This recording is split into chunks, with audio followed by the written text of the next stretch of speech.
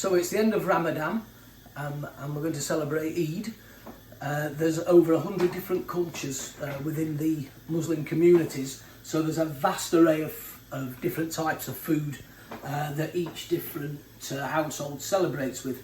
So we're going to start with the end of the fasting, and it's from Syria and the Lebanon, and it's called Mamounia. So we have ghee or clarified butter, we have a stock syrup, semolina, cinnamon and toasted pine nuts. So in Syria and Lebanon, this is typical of the first dish that the family will have in daylight.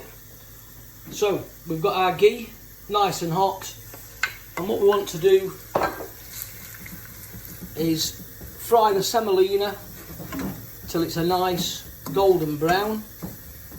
So as you see now, we've got the semolina is nice a golden nut brown, and we're going to add the stock syrup, and then we leave to boil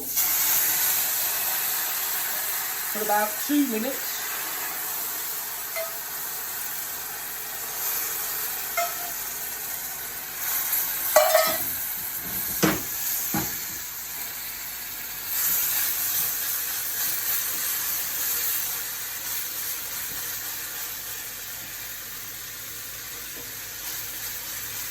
So we've cooked the semolina down in the stock syrup, and the smell is very reminiscent of popcorn.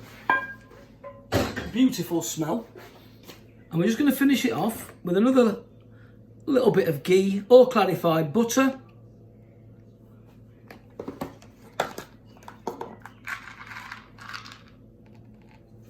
Our toasted pine nuts, and finish it off with a sprinkling of cinnamon. And there we have the Mamounia from Syria, which is typical Syrian dish to break the fast. So for our next dish, we're going to go onto the banquet, and we're off to India, and it's a Gujarati cauliflower and pea curry.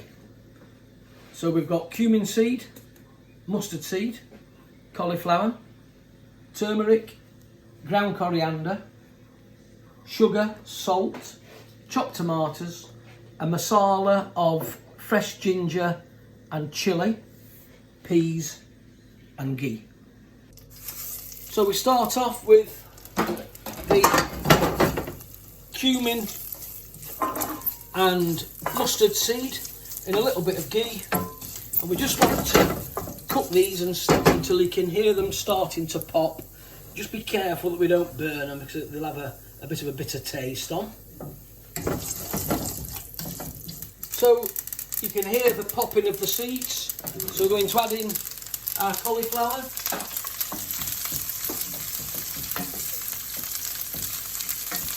A good stir around. This is quite a dry curry, and when we put the lid on at the end, the steam will help cook the cauliflower. We do a nice stir around.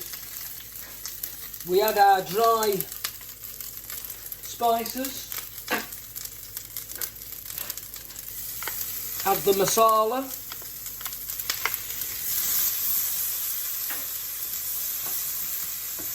the cauliflower's coated with the spices, we add about 150 millilitres of water.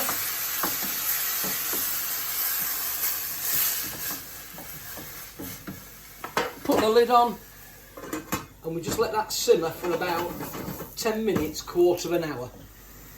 So the cauliflower there is still got a nice bite to it.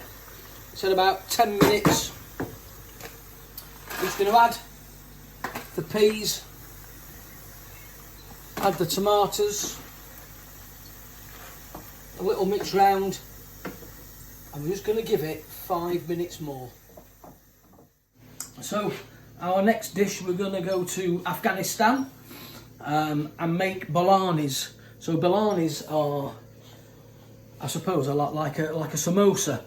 So we've got plain flour, 290 gram. We've got 150 gram of water, 15 gram of oil.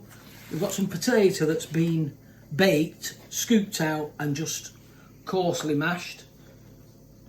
Green peppers, spring onion and coriander. So to make the filling, we're going to just fry the peppers and onions off, a little bit of salt, a little bit of pepper. So we've sweated the green pepper and spring onions so they're nice and soft, and we just mix this in with the potato, the coriander, and then we just check for seasoning, and we'll make the dough. So to make the pastry for the biryani's, we just add the water to the flour and just keep mixing it till it's a stiff dough, not too wet, not too dry, suet pastry sort of consistency. So it might not need all the water there. So by the look of it, I've used about 3/4 of it. So probably about 120 ml. So we're just going to knead the dough till it's smooth. So just half a dozen times. You see that it's nice and smooth, so we're going to wrap it in cling film, let it rest for 20 minutes. So the pastry's been rested. I've just rolled it out thin, and we're just going to press out some discs. If you haven't got a cutter, you can just go around it with a little knife with a saucer or something. What we want to do then is just on one side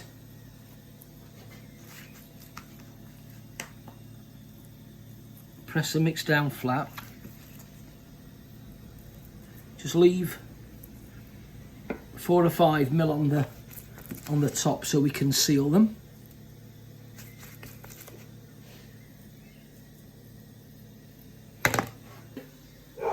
So we're just going to a little bit of egg wash on the bottoms, fold that over. We're making nice half crescents.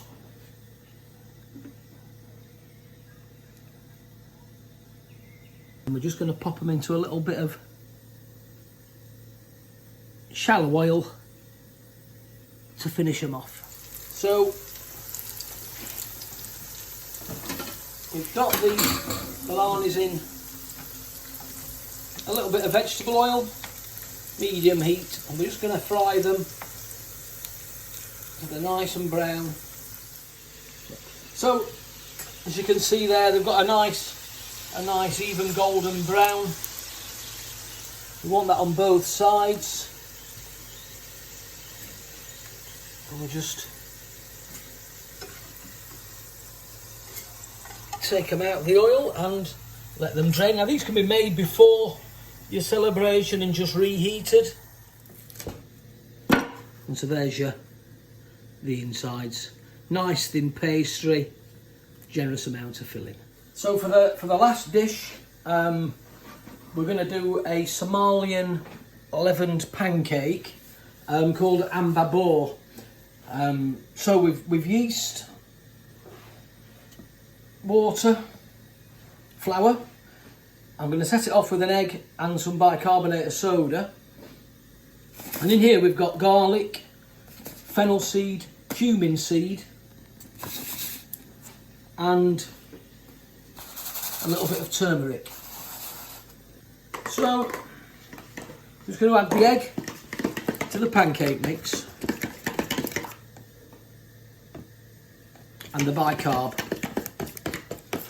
This actually is a little bit of the dough I've got is from a little bit of starter dough I had from a sourdough.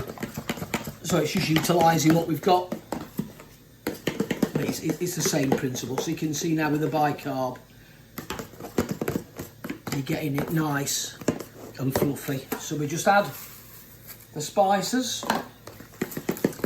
give it a mix round, a little bit of water if we need a little bit of water to make it a pancake consistency. So to make the pancakes, again I've got a little bit of ghee and oil in the pan, and what we want is a really thin pancake. So start in the middle, roll your batter out so it's nice and thin. You can see as we've cooked the pancake, it's now dry, very light, and we just want to turn it over very quickly for about 5 seconds, just to finish the side off there. And there we have the pancake. So, just to finish off, this is our little mini banquet, just to show you a little snippet of what's probably going to be on the tables this weekend around the world in the Muslim community. We've got AMBABUR from Somalia, which are the nice fragrant pancakes. We've got a cauliflower and pea curry from India, and we have got the balanis that are filled with potato, green peppers, coriander and spring onion.